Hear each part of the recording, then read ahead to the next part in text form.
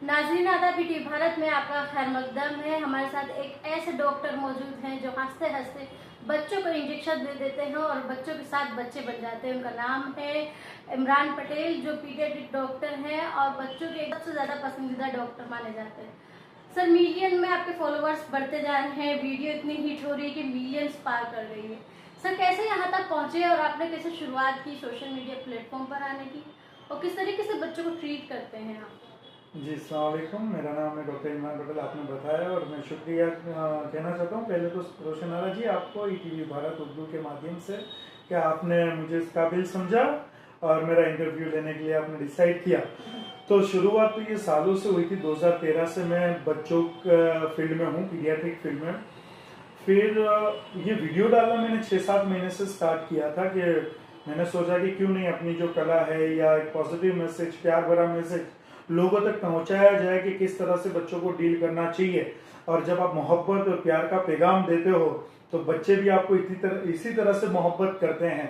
तो सिर्फ मैं अपने पेशे को, अपने प्रोफेशन को एंजॉय करता हूँ अल्हम्दुलिल्लाह। और उस वजह से मुझे अल्लाह ताला ने इतनी माँ बाप की दुआओं से इतनी शोहरत दे दी कि एक मेरा वीडियो है जो 6.5 करोड़ से भी ज़्यादा लोगों ने देखा है, 65 मिलियन से भी ज़्यादा व्यू है। अच्छी बात यह है कि 6.5 करोड़ ने देखा, लेकिन 7 लाख लोगों ने लाइक भी किया, 6 मिलियन 70 लाख लोगों ने, 70 लाख तो लाइक्स कर रहे हैं, शेयर कर रहे हैं। अच्छे अच्छे बड़े बड़े लोगों ने उस पर कमेंट किया है और बहुत लोग अप्रिशिएट करते हैं अपने काम को लेके। तो अच्छा लगता है जब हम ऐसा काम करते हैं। तो सर, बच्चों को किस तरीके से आप ट्रीट करते हैं? क्योंकि बच्चा जब आता है, छोटा बच्चा है, बहुत ज़्यादा रोते रहता है। अगर कोई तरीके से उसको बीमारी है तो वो पेट पकड़ के रोएगा या डॉक्टर के पास जाने से डरता है, इंजेक्शन से डरता है। तो उनका डर कैसे भगाते हैं आप? मैं कोशिश ये करता हूँ कि मैं अपना, एक तो पहले ही चीज़ कि मैं इस तरह से अपना गेटअप नहीं रखता हूँ कि सामने वाले को लगे कि ये डॉक्टर है। बच्चे को वाइट एप्रन से डर लगता है, स्टेथोस्कोप से डर लगता है, तो मैं अपने स्टेथोस्कोप का भी कवर चेंज कर दिया है ताकि खिलौने जैसा लगे। ताकि, और बच्चे को अगर मैं जब तक कंफर्टेबल नहीं रख पाऊंगा तब तक मैं उनको चेक नहीं कर पाऊंगा, और चेक नहीं कर पाऊंगा तो उनकी बीमारी नहीं पकड़ पाऊंगा। सिर्फ ये केवल इंजेक्शन का नहीं है।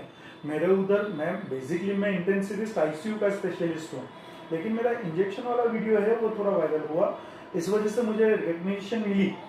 तो मैं कोशिश करता हूँ कि उनको कंफर्ट स्पेस में डालो। अगर बच्चे आते हैं तो मैं उनके साथ में वो उनके साइकोलॉजी को पकड़ता हूँ, देखता हूँ कि उनका व्यवहार कैसा है, फिर उनके साथ खेलता हूँ, डांस करता हूँ या गाने चलाता हूँ या राइम्स पढ़ता हूँ। तो वो कंफर्टेबल, भी खिलौने से खेलता हूँ तो लोग मेरे साथ कंफर्टेबल होने लगते हैं, हंसते हैं, स्माइल करते हैं। उसके बाद मैं उनको चेक करता हूँ या फिर मुझे इंजेक्शन देना है तो इंजेक्शन देता हूँ।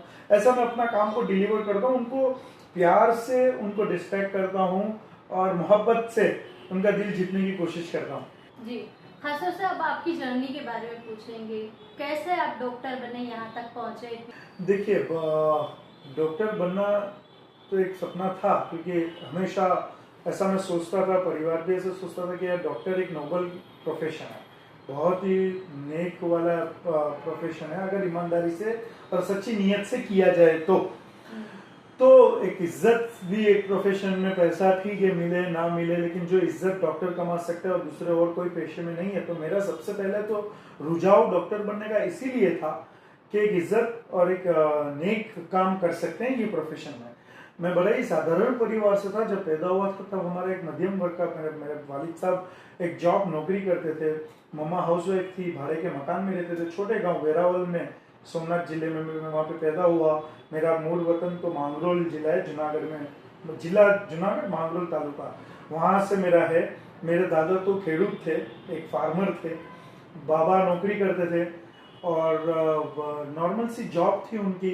फिर जैसे जैसे उनकी भी तरक्की अल्लाह ताला ने देती रही, माँ बाप की दुआ है तो उनका संघर्ष था, उनकी मेहनत थी, मुझे पढ़ाया लिखाया, हॉस्टल में छोटी उम्र में भेजा। फिर पढ़ लिख के अच्छे मार्क्स आने लगे तो उन्होंने सोचा बच्चा पढ़ सकता है, तो उन्होंने और मेहनत करके मेरे पीछे टाइम दिया। फिर मुझे बाहर भेजा गया, फिर मैं मुंबई से मैंने अपनी पढ़ाई लिखाई की। फिर मैं अहमदाबाद में आया, तब मेरा कोई भी यहाँ पे पहचान वाला या एक भी जन नहीं था अहमदाबाद में, क्योंकि जैसे मैंने बोला मेरा मांगरोल वेरावल में सब लोग थे, खानदान पूरा। तो अहमदाबाद में शुरुआत मैंने एक मेडिकल कॉलेज में असिस्टेंट प्रोफेसर की जॉब मिली, वहाँ पे मैंने शुरुआत की।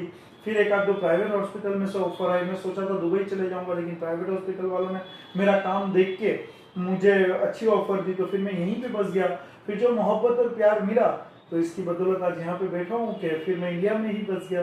फिर इंडिया की खूबसूरती है कि सब काफ़ी सारी चीज़ें हम मीडिया में देखते भी है, लेकिन एक मोहब्बत से लोग रहते भी है। मुझे तो लोगों ने अल्हम्दुलिल्लाह बहुत पसंद किया, हर एक जात हर एक धर्म के लोगों ने मुझे प्यार दिया, क्योंकि मैं भी एज अ डॉक्टर मेरी ड्यूटी यही रहती है कि कोई भी बीमार बच्चे का धर्म नहीं होता है, रिलीजन नहीं होता, यही मेरा मजहब भी सिखाता है कि बीमार का किस तरह से इलाज किया जाए।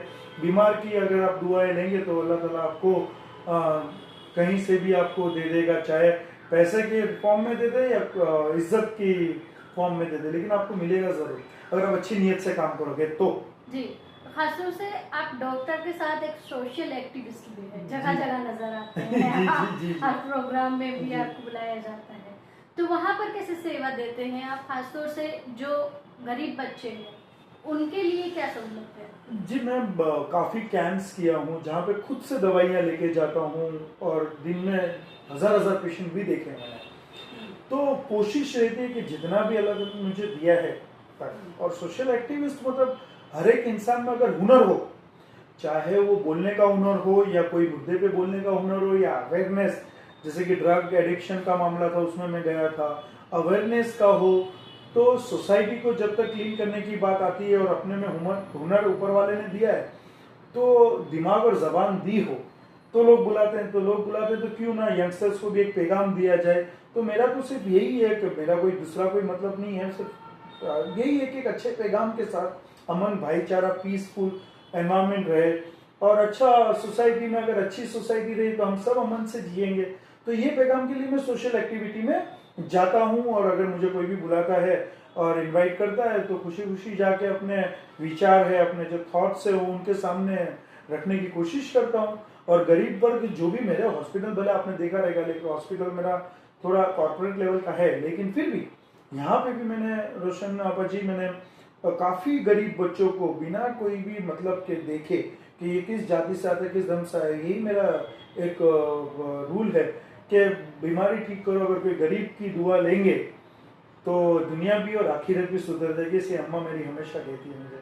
जी, लेकिन जो आज का माहौल चल रहा है हिंदू मुस्लिम किया जाता है, ऐसे में आपके यहाँ दोनों कम्युनिटी के बच्चे लोग आते हैं हर तरीके से, तो कोई मामला ऐसा पेश आया कि आपको उस नज़र से देखा गया है? बिल्कुल भी नहीं, आपको जान के हैरानी होगी, बल्कि मेरे ज़्यादातर पेशेंट नॉन मुस्लिम हैं, लेकिन मुझे बड़े प्यार मोहब्बत से और भाई बोल के मामा बोल के आते हैं कि बच्चे के मामा हो आप, मुझे राखी तक बांधते हैं।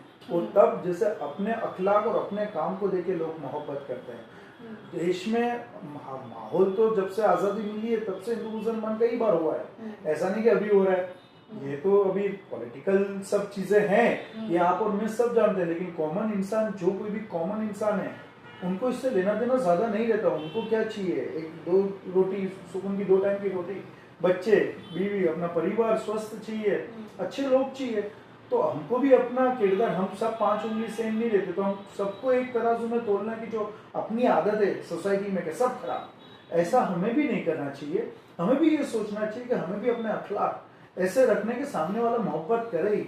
और ये तो अपना दीन भी सिखाता है कि हुजूर ने जो मोहब्बत के पैगाम से इतना बड़ा फैलाया था, मोहब्बत से जो कचरा कूड़ा फेंकते थे उनको भी मोहब्बत करते थे, इससे ज्यादा एग्जाम्पल अपने को क्या चाहिए।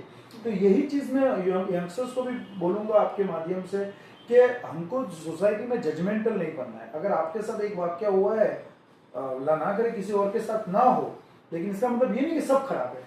तो मुझे तो बहुत, मेरे पार्टनर नॉन मुस्लिम है, इतने सालों से ईमानदारी से काम करते हैं और मुझे भाई की तरह रखा गया है, तो मेरा एक्सपीरियंस तो अल्हम्दुलिल्लाह बहुत अच्छा रहा है। मुझे कभी भी ऐसी दिक्कत नहीं आई है कि मुझे ऐसा लगे कि नहीं, मुझे ऐसा फील हो रहा है कि मेरा नाम इमरान है तो मुझे प्रॉब्लम नहीं। मुझे डॉक्टर की तरह लोग देखते हैं और मोहब्बत देते हैं, क्योंकि मैं भी सामने से उनको इतनी मोहब्बत देता हूँ तब जाके देते हैं। ये तो बहुत अच्छी बात कही आपने। अब यहाँ तक आप पहुँच गए, एक हॉस्पिटल में, अब आगे का क्या काम है आपका, क्या सपना है, आगे कितना बढ़ाना चाहते हैं? मेरा सपना यही है कि अल्लाह ताला ने पैदा किया है, अगर इस दुनिया में जन्म दिया है, तो अगर हुनर भी दिया है साथ में, तो आपको कुछ ना कुछ ऐसा सोसाइटी के लिए काम करना चाहिए और एक मुकाम बनाना चाहिए जिससे लोग इंस्पायर्ड हो आपसे। और अच्छे कामों को लेके इंस्पायर हो, सोसाइटी में हो सके उतना। मेरा सपना ऐसा कोई वैसा तो नहीं है कि मैं हेलीकॉप्टर खरीद लूँ, ऐसा सपना तो कुछ है नहीं, लेकिन इतना तो है कि मैं अपनी फील्ड में इतना नाम कमाना चाहता हूँ अच्छे काम को लेके कि मेरी औलाद या मेरे वालिद या मेरी अम्मा जब मेरा नाम सुने और कोई उनके बेटे के बारे में बोले या मेरे बच्चे उनके पिताजी के बारे में, अब्बू के बारे में बोले, तो गर्व से बोलने चाहिए कि ये मेरे वालिद साहब है, और मेरे वालिद साहब गर्व से बोलने चाहिए कि मेरा बेटा है। तो उतना तो मैं काम करके जाऊंगा, बाकी ऊपर वाले की मर्जी, मेहनत करते रहूंगा। जी, बहुत बहुत शुक्रिया।